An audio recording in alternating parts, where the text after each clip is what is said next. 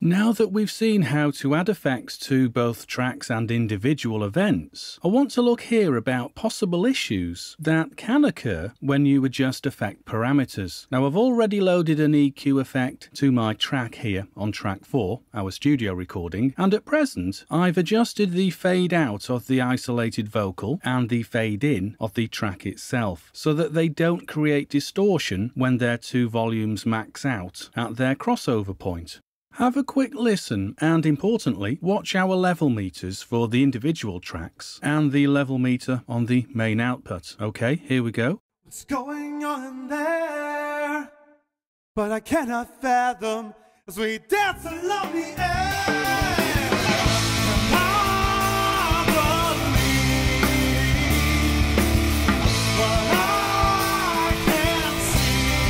Okay, see what I mean? Everything is optimized there between the studio recording and the vocal track, in that even when they both played at the same time where their crossover point is, I've set it up so that they peak when they are combined at 0 dB, i.e. optimum level and without any distortion. However, problems can occur if you don't keep your eye on it when you add effects. First of all, I'll solo our track 4, the studio recording, by clicking on this button. And because I'm soloing just this track, of course, we are going to hear this track in isolation. We're not going to hear the vocal track, and I mean the isolated vocal track. We will, of course, hear the vocal track in the studio recording.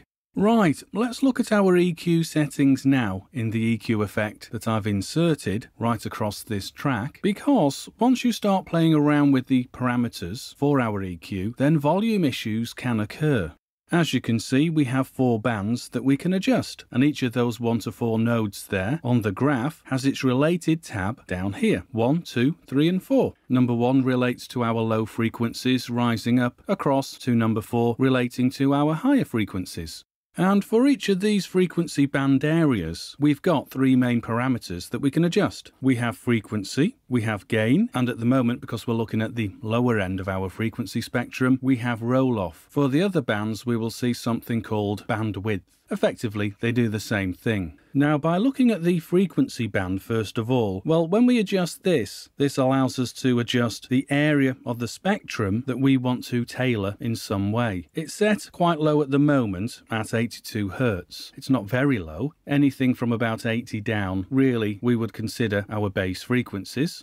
But if you want to adjust this, well, you can either use the node to drag to the right or to the left, and you'll see your frequency change or your frequency area change, or you can use the slider itself to adjust this to a different frequency area. Or you could just simply type in the frequency area. For example, if I double click in here and type in 40, then this particular parameter now, my low end parameter, will affect frequencies from 40 Hz, which is quite low, and further down. This parameter would be quite useful for removing or attenuating anyway, low frequency rumble for example. Anyway, let's look at gain and how using the graph by clicking on the node allows us to multi-adjust all our parameters at the same time. So for example, if I click on number 4 here and then drag it down to reduce our volume for those frequencies, well here we have it at 75 Hz and it's sloping down by nearly 10 decibels, set at minus 9.8 dB there.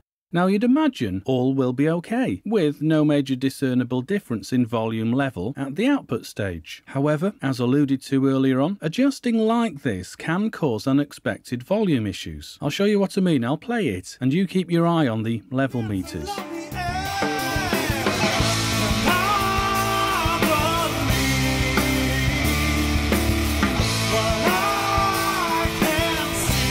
Okay, so as that played through, the volume peaked at 1 dB. So even by reducing those bass frequencies, this has caused the overall playback volume to increase by 1 decibel. Now this wouldn't really matter if we were below optimum level at 0 dB, if we had a negative number for example. However, because we are now going above 0 dB, we are potentially causing distortion. So I suggest being very subtle with your EQ changes. And if you do want to be more subtle and you want to make your EQ area less severe, use the bandwidth slider function.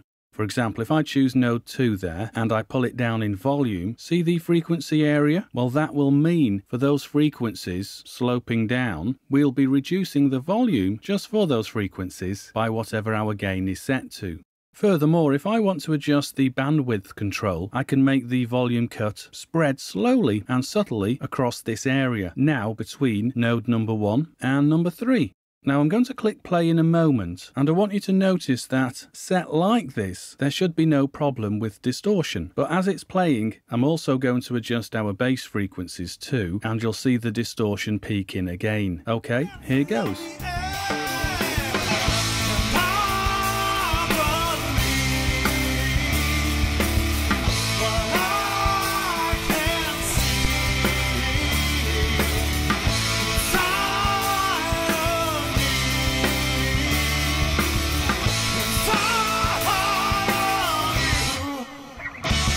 Okay, so that's a quick run through then, EQ issues that can occur when we adjust our frequency areas. Now what we've been doing throughout this tutorial is reducing the volume for certain frequency bands. You are going to cause even further problems, I would suggest, if you start increasing your volumes. We've been dragging our nodes down to reduce the volume, reduce our gain. If you drag the node up, then you will be effectively increasing the volume for those frequencies. So as I say, if you are well below optimum level of 0 dB, then you're going to be okay, I would suggest, although keep your eye on the meters. But as you start getting closer to 0 dB and you combine the audio with other audio tracks, which is not what we've done here, but once you start doing that, then the combined level of different audio tracks invariably creates distortion as you go higher and higher in volume. Okay?